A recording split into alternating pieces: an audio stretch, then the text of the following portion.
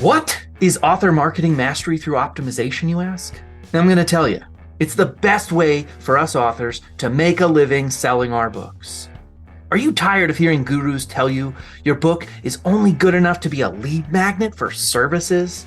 Are you tired of feeling like you have to be a slave to social media and then frustrated when the time you spend doesn't actually help you sell books? I was too, until I found Ammo. Ammo is the only program that reliably produces results, and it works for anyone. Is it hard work? You bet. Do you have to overcome some of your own prejudices to make Ammo work for you? Absolutely. But rather than being another program that rah-rah shish-goom-bahs tries to get you emotionally excited only to offer unclear methods, Ammo shows you how to design profitable ads step by step through a unique, highly tested and targeted formula. The founder, Steve Piper, is a data-loving, formula-driven author who escaped the kingdom of Amazon to build a platform for himself, where he sold directly to his readers and built a loyal following and millions of copies sold. With Ammo, you know who's reading your books, how to contact them, and what they want to read next. If you've always been frustrated with Amazon's wall of mystery of not knowing who's reading your books and losing 50 to 70% of your hard-earned money that you're making through sales, Ammo solves all of those problems by putting you in the driver's seat and showing you how to fulfill your books directly to your readership. Click the link in the show notes to learn more. Chances are, if you listen to this podcast, you are already in the thick of the bug. You got bit and you want to see your books reach millions of readers, because that's who I'm talking to. And that's who I've been talking to for the last couple years. People who really want to see their novels reach a vast audience. This is TRBM, a podcast for authors who are serious about earning a full-time living selling books to readers. I'm the host, Jody J. Sperling, and each episode I'll share with you practical tips on marketing and selling your books. And I won't hold anything back. Sometimes I fail. Every time I do, you'll know it. Sometimes I succeed. And when I do, I'll give you my step-by-step replay so you can succeed too. Thanks for listening. And chances are, if you're still listening to this podcast, you're still working through some of the struggles and the challenges of being a best-selling author. It can be a long road. I'm not a best-selling author.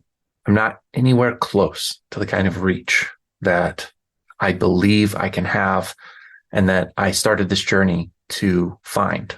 But I'm growing in the process daily, weekly, monthly, yearly, to look back at where I was when I first published my very first book on Amazon to now. The growth is amazing. Most people at this point would be jealous of where I'm at in my author career. And you might feel the same way about yours. You may look at the number of books you've sold, the number of reviews you have, the amount of money you've made, and think, wow, this is amazing.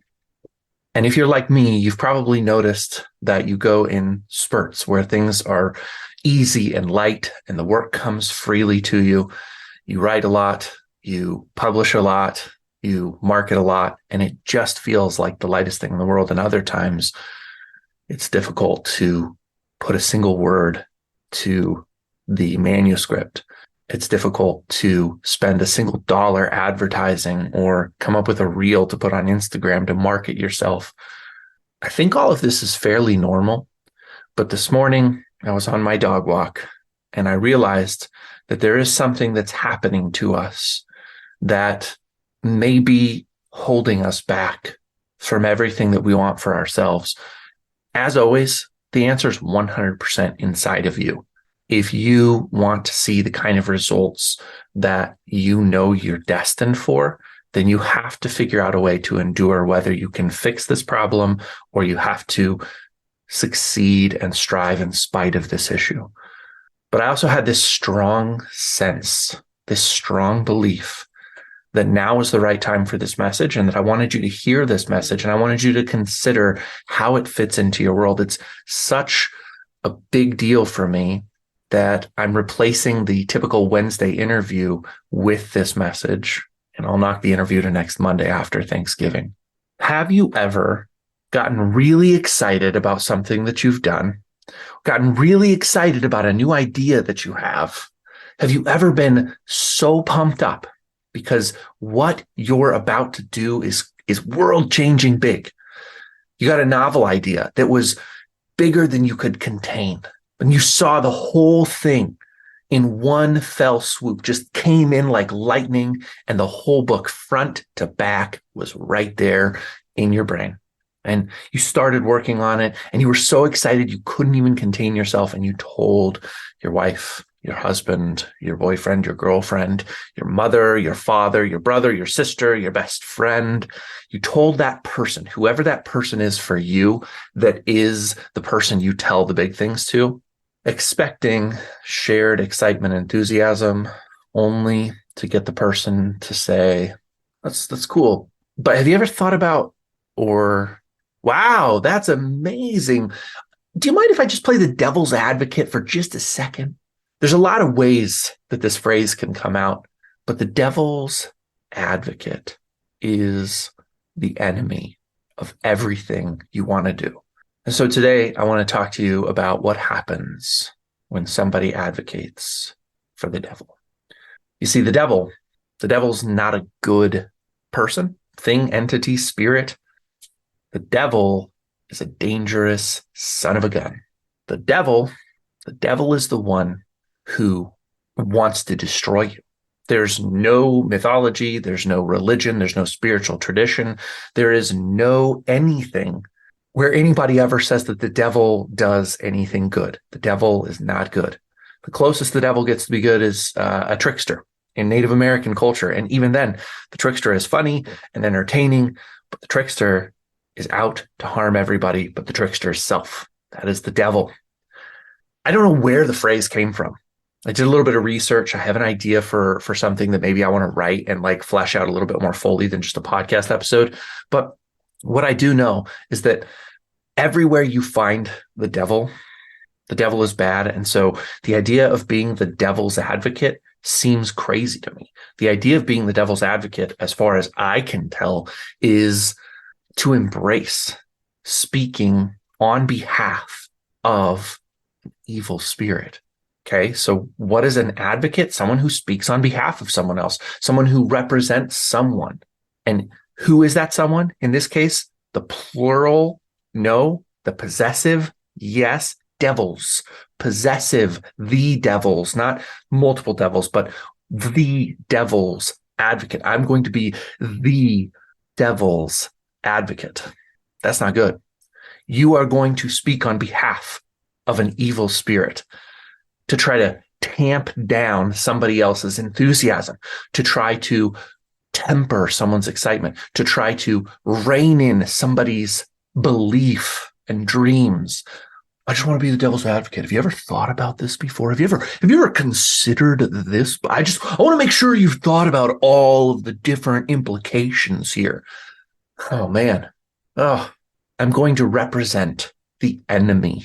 Some people call it the voice of reason. That's an interesting one. I want to be the voice of reason right now because what you just said is unreasonable. What you just said is unreasonable. So I'm going to go ahead and just be the voice of reason and let you know this is why your idea sucks and you should probably just abandon it. It's not about like changing it or making it better. It's not adding to it at this point. It's just your idea sucks. Get out. Okay. I'm Mark Cuban here. I've listened to your pitch. I see no enthusiasm. Count me out. The devil's advocate is the destroyer of your good ideas. So if you've got somebody in your family right now who loves to take up that role, I bet you know who it is. I bet you can name the person right now. And one thing I want to do at this moment is to remind you that you cannot blame your outcomes on anyone else, but you are more than welcome to make them aware of this point of view and say, hey, you know, when you say you want to be the devil's advocate, Who are you advocating for? Are you advocating for me right now? Or are you advocating for the devil? Are you advocating for an evil spirit? Are you advocating for the destroyer? Because if you want to be my advocate, then what are you going to do? And so let's go ahead and dive into this idea of advocating even more. When you commit a crime that is going to require you to go to jail, who do you get to represent you? A lawyer. Now, lawyers are legally bound, at least in the United States, and I think pretty much across the rest of the world, to advocate for their client regardless of blame or guilt. And so there are cases like I can think of with O.J. Simpson, for example, where his lawyers were so good that it was obvious to pretty much all of us that he had committed the crime for which he was accused, but his lawyers did such a good job making sure the jury was selected, making sure that the witnesses were thrown out who weren't acceptable, that the evidence that would make it look dangerous was not tampered with, because I'm not talking about illegal. They just did a dang good job of getting their client, Mr. O.J. Simpson, off the hook for murder. That advocate helped O.J. Simpson walk free. Wouldn't you love an advocate who advocated for you? Okay, for you, for me, for us. Wouldn't you love an advocate who was like, oh, wow, I know what you want to do, and I am here to see that it is going to get done, no matter what. All right. All evidence points toward this is a shitty situation, pardon my French, but we can do this because I will advocate for you. I'm going to be your advocate, not the devil's. So the next time you come up with an idea that you love, whether it's a book you wrote or a marketing plan that you have or a sales strategy that you're hoping to do, it may sound crazy on the surface. You may even know that it feels a little crazy, that you don't have all of the pinpoints all like put down on your map from here to success, but you know that the idea itself is a good idea. What you don't need at that moment is the devil's advocate. You're not going to court, and the court is public opinion, to have somebody tell you why you're stupid, why you've done something wrong, why you've messed up. You're going to court with the hopes somebody will advocate for you. You'll advocate for yourself. Somebody will advocate for you. We have lawyers for a reason. We have these people who step in to speak on our behalf, who have a very specialized set of skills. Now, that's the next piece of this conversation. I want to believe and I want to say that there is a time and there is a place where you can expect your wife, your husband, your boyfriend, your girlfriend, your son, your daughter, your dad, your mom, your grandpa, whoever it is in your life who generally stands in to be like that person that you like to tell all of your dreams to. I'd like to say that there's a time when you can hold them accountable to just be your champion or your advocate. I also want to say that it should be a priority in your life to make sure you find somebody who will speak for you, and that somebody who speaks for you has a specialty to speak in such a way that they have skills you do not. Lawyers, let's go back to this analogy. Lawyers know the law. They understand the Constitution, hopefully. They understand the bar. They've passed that exam. They understand how courts work, what judges are looking for, when to object, when to bring in new evidence, when to and how to ask witnesses different questions. Your lawyer is the professional voice of your cause. You need to find that person in your life. If you write novels and you want to sell 1 million copies, you should better find somebody who's going to advocate for you. In some cases, that's like the Ammo program that sponsors this podcast. I make money when you sign up for Ammo because I'm an affiliate with Ammo. I believe in Ammo, and therefore that's right, advocate for Ammo. I tell you, it's an amazing program. And a handful of you have signed up because you heard me talk about how great it is. When you join, you have seen the amazing process that can take you from selling next to no books to selling a lot of books, and in many cases, making money as an author for the first time in your career. Well, that's a hell of an advocate, isn't it? A professional, someone who knows what they're doing and advocates for your books, puts your books in the best light.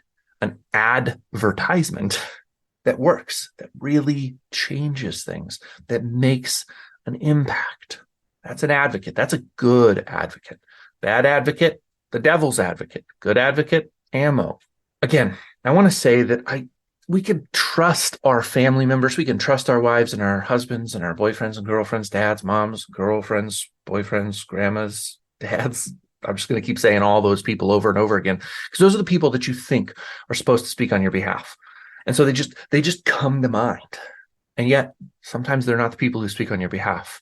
As much as I hope that this podcast episode can be something you share with a person in your life right now, that you can say, hey, Sally, hey, Bobby, you and I have had some friction lately about my dreams. And I know that it feels dangerous to you and it feels scary when I talk about doing this thing to try to promote my work. But I just want to share this episode with you because I want you to hear a different perspective maybe than you have before about, always like trying to figure out if I've thought about all of the variables, because that's what it is. And I want this episode to function that way, that you can share this with a loved one and that they can listen to it and think, oh, am I the person right now who, for my own reasons, am crushing someone else's dreams? All in the name of advocating for who? That's right, the devil. If you're the devil's advocate, you are not the advocate of the person that you're in a loving relationship with. Insert your relationship with the person. You're not loving them if you're the devil's advocate.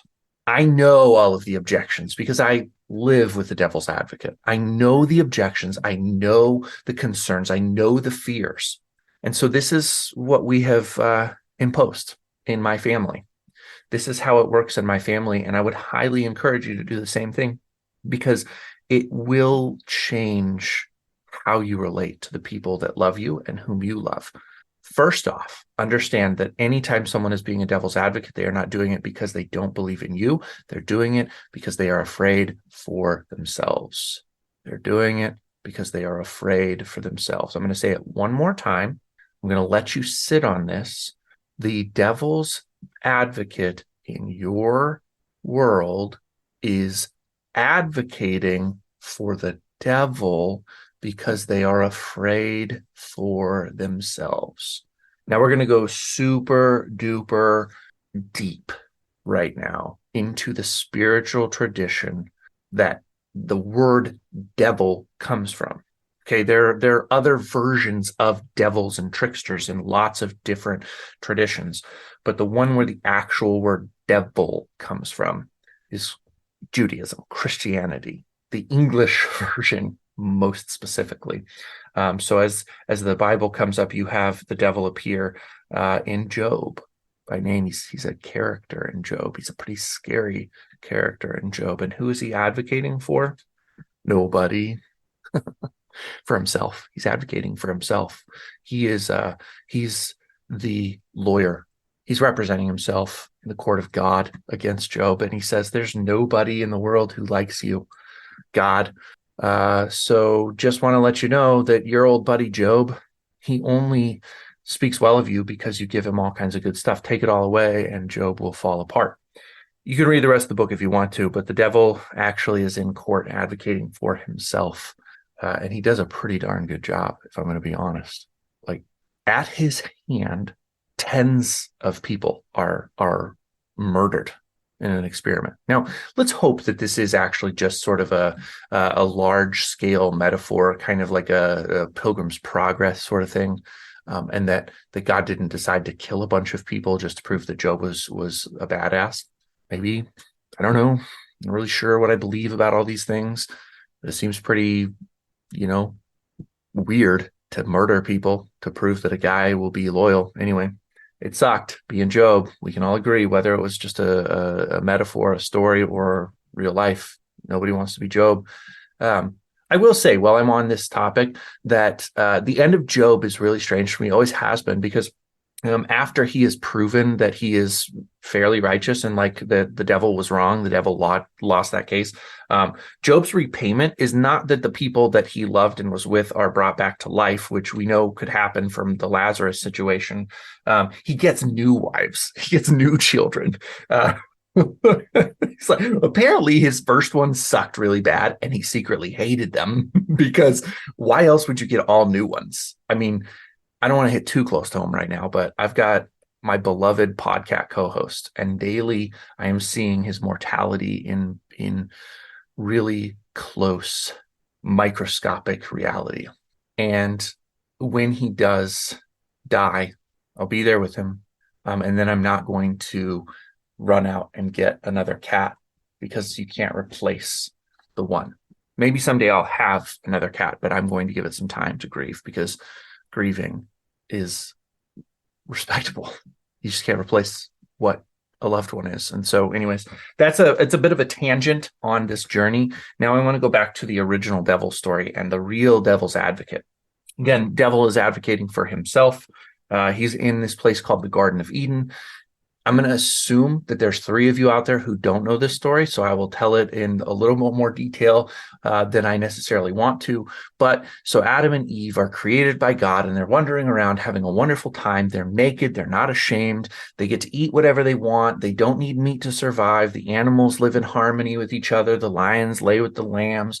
The worms eat the dirt, but the mosquitoes don't bite the people. Like there's no bloodlust whatsoever at all. It's a very happy place, this Garden of Eden. It is without sin. And then along comes the serpent, also known as Satan or the devil.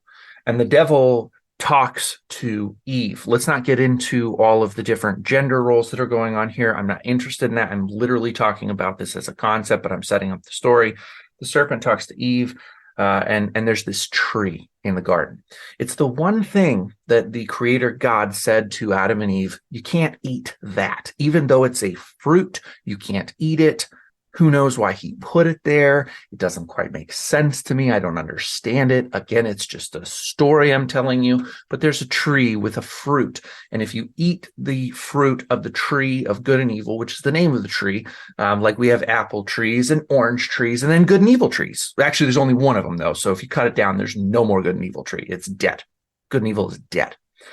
That's actually not part of the story or the Bible or anything, but just noticing, if you eat the fruit from the tree of good and evil, that would be bad. That's what God says. And the devil comes along advocating for himself because he likes to represent himself in court. And he's like, this is not true. What God is telling you is a lie. It's a deception. If you eat that fruit, you'll understand the difference between good and evil. And God doesn't want you to understand the difference between good and evil because if you did, you would be like him. Okay, God understands the difference between good and evil. If you eat the tree, you'll be like God. And won't that be awesome to be like God? And so Adam and Eve, eat from the tree. See how I did that? I didn't blame anybody. I just said they both ate from the tree because the devil advocated it. I didn't blame a specific person. I just said that they ate from the tree because they bought into the serpent, the devil's idea that when they ate from it, that knowledge of good and evil would make them like God. For one, I wish to say that it worked. That's something I don't think that we talk about enough in terms of the myth of it, the storyness of it is that it worked. We are like God. We are like God. We ate the fruit and we understand the difference between good and evil. All of us do. You know it when you do it, you feel it. There is a vast disagreement between the things that are good and evil. And so sometimes we find ourselves kind of trying to boil it down to like this thing or that thing. Like we all would agree that murder is evil. I think that that's true. I think that that also neglects the deeper truth of what good and evil is. I also think we neglect the fact that in that story, prior to the moment that they partook, ate, chewed, sucked on, and swallowed it, they didn't actually know the difference between good and evil. The only thing they knew was good. You could argue that it was the fact that the serpent came along and let them know that there was something else that made them discontent. And at the moment that they were discontent, they already knew evil because you can't be content and know evil, or you can't be discontent and not know evil. These are all really big questions that I personally have pondered, and I hope you have too, because they're important. Like, how could you know that you were lacking something if there wasn't already evil present? Wah, wah. Maybe there was, and you just didn't know the difference, though. Okay, so that's cool. It all stands up. But, somehow they become aware before they even took a bite of the fruit that they were lacking something. and they took a bite, and that is representative of the fall and yada yada. Then they kill animals, and mosquitoes sting us, and bees sting us, and lions eat lambs, and bears eat oats, and goats eat oats, and little lambs also eat ivy. But that doesn't matter because the tigers and stuff and the lions eat the lambs. So it's kind of like tigers and lions eat ivy with lamb flavoring. I really have gotten off topic here. Do you want the devil to advocate for himself? Do you want to advocate for the devil? Do you want to be the person who's responsible for all of the little lambs being eaten? Do you want to be the person who's responsible for mosquitoes? Do you want to advocate for the devil, that devil? I don't care what your spiritual tradition is. Half of the people who listen to this podcast will be offended that I'm not being Christian-y enough. Half of the people who listen to this podcast will be offended because I'm being too Christian-y. Half of the people listening to this podcast will be offended that I'm not linear enough. Half the people listening to this podcast will be offended that I'm too linear. You can't satisfy everybody. You just can't do it. They'll all advocate for their point of view, but I'm here to try to do something unique and different and just tell you what's on my mind that is happening. And I thought this one was particularly important. And I'm hoping beyond hope that by now, as you're listening to this conversation, you are awakening to the reality that if you're not advocating for something better, then you are advocating for something worse. And there's somebody in your life right now, you know who they are. The same person who's listening, who wants to give this episode to the person who's not advocating for them, but the devil, the same person should also understand that there is someone in their life that they are not advocating for. I think that's the golden rule. Do unto others as you would have them do unto you. It's tough. I don't have a perfect solution, but like I said, that you would give this to somebody who needs to hear it and think on it and understand, because of the very firm and non-coddling way that I've communicated this message. If you actually ask someone to listen to this, you're probably going to have a disagreement, dispute, an argument, even possibly a fight with that person. Sometimes that's okay. It's all right to fight. It's okay to have disagreements. You are putting a stake in the ground and saying, I need you now to be my advocate. I need you to be the Jody's advocate. I need you to be the Bob's advocate. I need you to be the James advocate. I need you to be the John's advocate. Insert the name of you and share it with somebody and let them know this probably is going to bring some stuff up, but we need to work through it. And I had an epiphany that your advocating for the devil has been a challenge for me. I also need you to realize right now, and I'm talking to you, listener, I need you to realize that after sharing this, you cannot guarantee that someone is going to change. You cannot guarantee that anything is going to change after this. So you really need to focus on everything that we've talked about before, being strong in yourself, understanding your mission, your goals, what you want to achieve, knowing who you are and what things you are out to accomplish. And no matter what anybody says or who they advocate for, whom they advocate for, you are moving forward. It's going to be easier or harder depending on the people around you. You also want to go out and find an advocate who knows more than you do. That's also sometimes called a mentor, somebody who can advocate for your goals because they've been there before, been there, done that. That's what a lawyer is. I've been there. I understand the law. I've done that. I can defend. I can win a case because I know how to do it. And last but not least, you in your own life have a person whose name probably came up a moment ago, whose face appeared in your mind as an image. There's a person right now who you have doubted on, who you have advocated for the devil against, and you need to apologize for being a dream killer. Authors, this job is really, really hard. And if you've killed somebody else's dream, how dare you? I've killed some dreams. Right now, I'm in the middle of trying to reframe my relationships with my sons because I think that I am a dream killer for my sons. I think I'm so worried about their good behavior that I forget that they're children, and I advocate for the devil against them. Now, this isn't as much of a literal translation, but it's something I'm right smack dab in the middle of. And I want to change the way that I am with them so that they don't grow up oppressed by the devil because I advocated for him for years and years and years. Go change the world. The book you've written, the books you've written, they have a vast audience. Find the audience. Do everything you can to work with the people in your life to make a massive difference. Thank you so much for listening to this episode. We'll talk to you again on Monday with an interview.